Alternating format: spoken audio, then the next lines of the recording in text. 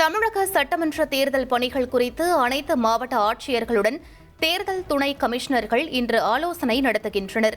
கலவரம் ஏற்படும் வாக்குச்சாவடிகளில் செய்ய வேண்டிய முன்னேற்பாடுகள் குறித்து மாவட்ட காவல் கண்காணிப்பாளர்களுக்கும் அறிவுறுத்தல் வழங்கப்பட உள்ளது. மகா சிவராத்திரியை முன்னிட்டு சென்னை கன்னியாகுமரி இடையே இன்று சிறப்பு ரயில் இயக்கப்படுகிறது. சென்னை எழும்பூரிலிருந்து இன்றிரவு 11:45 மணிக்கு சிறப்பு ரயில் இயக்கப்படும் என்று அறிவிக்கப்பட்டுள்ளது. சிவகங்கை மாவட்டம் கீழடியில் திறந்தவெளி அருங்காட்சியகத்தை முதலமைச்சர் ஸ்டாலின் காணொலி வாயிலாக இன்று திறந்து வைக்கிறார். 24 கோடி ரூபாய் மதிப்பீட்டில் 4.5 ஏக்கர் பரப்பளவில் 2 காட்சி கூடங்களுடன் இந்த அருங்காட்சியகம் அமைக்கப்பட்டுள்ளது. 10 மற்றும் 12ஆம் வகுப்புகளுக்கான பொதுத் தேர்வு முன்னேற்பாடுகள் குறித்து வருகிற திங்கட்கிழமை அமைச்சர் அன்பில் மகேஷ் தலைமையில் ஆலோசனைக் கூட்டம் நடைபெறுகிறது. மாவட்ட முதன்மை கல்வி அலுவலர்கள், மாவட்ட கல்வி அலுவலர்கள் பங்கேற்க அறிவுறுத்தப்பட்டுள்ளது. துவாரபாலகர் சிலை தங்க கவச வழக்கில் சபரிமலை சன்னிதானத்தில் சிறப்பு விசாரணை குழுவினர் ஆய்வு மேற்கொண்டனர். திருடுபோன தங்கத்தை கண்டறிவதற்கான மாதிரிகள் சேகரிக்கப்பட்ட நிலையில் 2வது நாளாக இன்றும் ஆய்வு நடைபெறுகிறது. மணிப்பூரில் வைபய சமூகத்தைச் சேர்ந்த எம்எல்ஏ புதிய அரசில் இணைந்ததை கண்டித்து அந்த சமூக பெண்கள் மாபெரும் பேரணியில் ஈடுபட்டனர். தடைகளை தாண்டி செல்ல முயற்சித்தவர்களை பாதுகாப்பு படையினர் கண்ணீர் புகை குண்டுகளை வீசி விரட்டியடித்தனர்.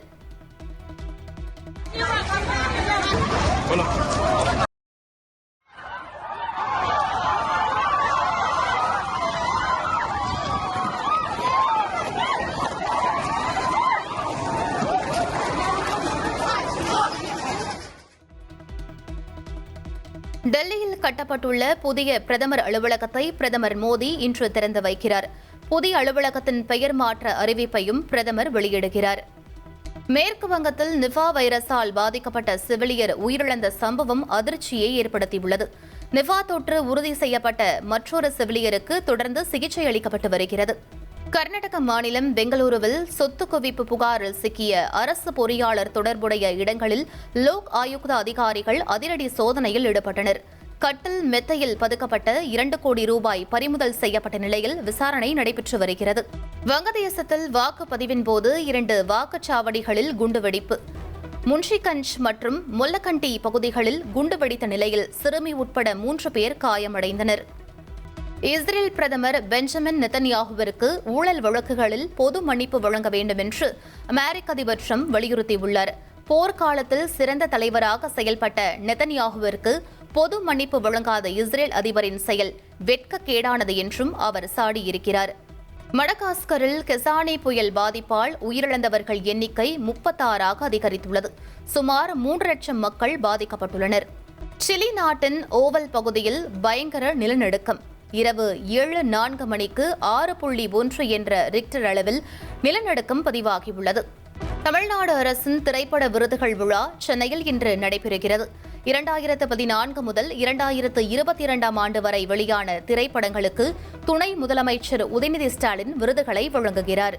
அரசு பேருந்து ஓட்டுநர்கள், நடத்துனர்கள் இலவச உணவுக்காக குறிப்பிட்ட உணவகங்களில் மட்டும் பேருந்தை நிறுத்துவதாக கூறிய பொதுநல வழக்கை சென்னை உயர்நீதிமன்ற மதுரை அமர்வு தள்ளுபடி செய்தது. நெல்லையைச் சேர்ந்த சுந்தரவேல் என்பவர் தாக்கல் செய்த வழக்கில் அரசு பேருந்துகள் குறிப்பிட்ட உணவகங்களில் மட்டுமே நிறுத்தப்படுகின்றன என குற்றச்சாட்டு முன்வைக்கப்பட்டது. விசாரணை நடத்திய நீதிபதிகள் பயணிகளின் தேவைக்காகவே இடைநிறுத்தம் நடைபெறுகிறது என்று தெரிவித்தனர். மேலும் இத்தகைய வழக்குகளை தொடர்ந்து தாக்கல் செய்தால் தடை விதிக்க நேரிடும் என எச்சரித்து வழக்கை தள்ளுபடி செய்தனர். சென்னை பல்லவன் சாலையில் உள்ள திமுகவின் தொமுச அலுவலகத்தில் இருதரப்பினரிடையே மோதல் ஏற்பட்டதால் அப்பகுதியில் பெரும் பரபரப்பு ஏற்பட்டது. திமுகவின் தொழிலாளர் முன்னேற்ற சங்க பேரவையில் இணைந்து செயல்படும் மாநகர போக்குவரத்து கழக ஊழியர் முன்னேற்ற சங்க நிர்வாகிகளின் பதவிக்காலம் 2 ஆண்டுகளுக்கு முன்பு முடிவடைந்தது. இதையடுத்து தற்காலிகமாக நியமிக்கப்பட்ட நிர்வாகிகள் பணியாற்ற வந்த நிலையில் தேர்தல் நடைபெறும் வரை பழைய நிர்வாகிகளே செயல்படுவார்கள் என தொழிலாளர் முன்னேற்ற சங்க பேரவை அதிகாரப்பூர்வமாக அறிவித்தது. இதனையடுத்து பல்லவன் சாலையில் உள்ள தொழிலாளர் முன்னேற்ற சங்க அலுவலகத்திற்கு வந்த பழைய நிர்வாகிகளை புதிய நிர்வாகிகள் கடுமையாக தாக்கியதால் பரபரப்பு ஏற்பட்டது.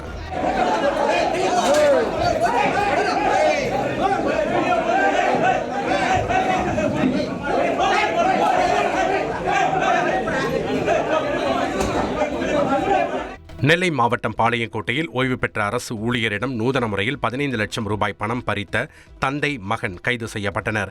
தூத்துக்குடி அனல்மின் நிலையத்தில் பணியாற்றி ஓய்வு பெற்ற ஊழியரிடம் வாட்ஸ்அப் வீடியோ காலில் தொடர்பு கொண்ட நபர் தங்களது வங்கிக் கணக்கில் சட்டவிரோதமாக பணம் வந்துள்ளதாக கூறியதுடன் டிஜிட்டல் கைது செய்யப்பட்டுள்ளதாகவும் தெரிவித்துள்ளார்.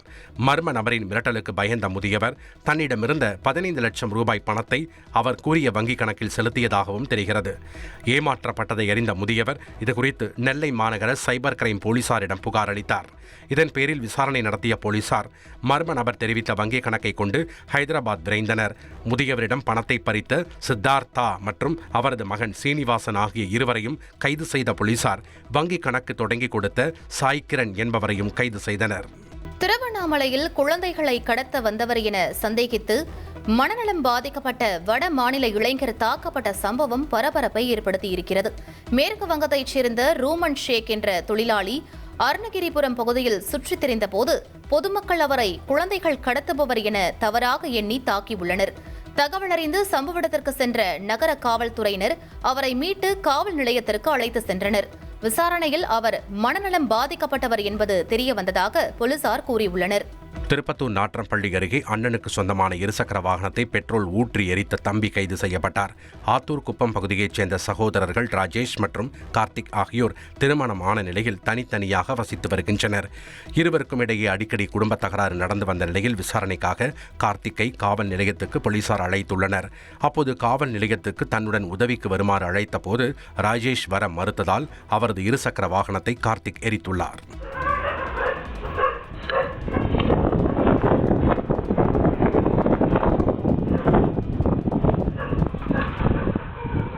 புதுச்சேரி திரைப்பட விழா கோலாகலமாக தொடங்கியது.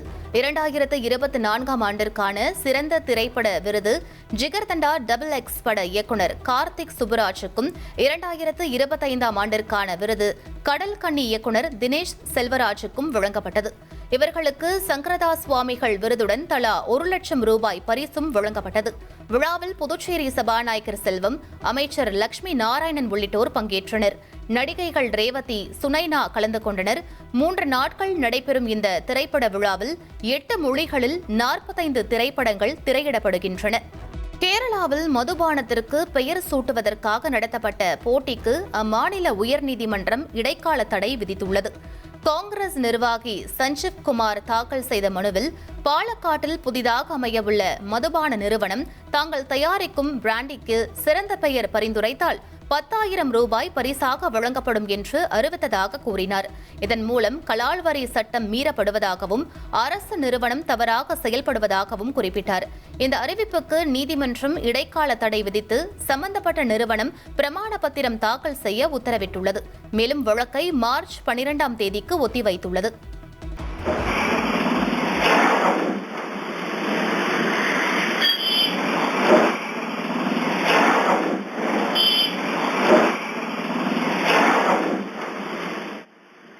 கன்னியாகுமரி மாவட்டம் இரணியல் அருகே தேசிய நெடுஞ்சாலையில் சென்ற ஆட்டோ மீது சொகுசு கார் மோதிய விபத்தில் டிரைவர் காயமடைந்தார். அவரை அருகில் இருந்தவர்கள் மீட்டு ஆசாரிப்பள்ளம் அரசு மருத்துவக் கல்லூரி மருத்துவமனைக்கு அனுப்பி வைத்தனர். விபத்தை ஏற்படுத்தி தப்பிய காரை CCTV காட்சிகளின் அடிப்படையில் போலீசார் தேடி வருகின்றனர். உத்தரப்பிரதேச மாநிலம் ஃபிரோசாபாத்தில் 50,000 ரூபாய் பரிசு தொகை அறிவிக்கப்பட்டிருந்த குற்றவாளியை போலீசார் சுட்டுப் பிடித்தனர். கைது செய்யும் நடவடிக்கையில் தீவிரமாக தேடுதல் வேட்டை நடத்தி வந்த போலீசார் அவர் பதுங்கியிருந்த இடத்தை கண்டறிந்தனர். இதனையடுத்து அங்கு சென்றபோது ஏற்பட்ட மோதலில் துப்பாக்கிச்சூடு நடத்தி குற்றவாளியை கைது செய்தனர். இதில் காலில் துப்பாக்கி குண்டு பாய்ந்த நிலையில் குற்றவாளி காயமடைந்தார்.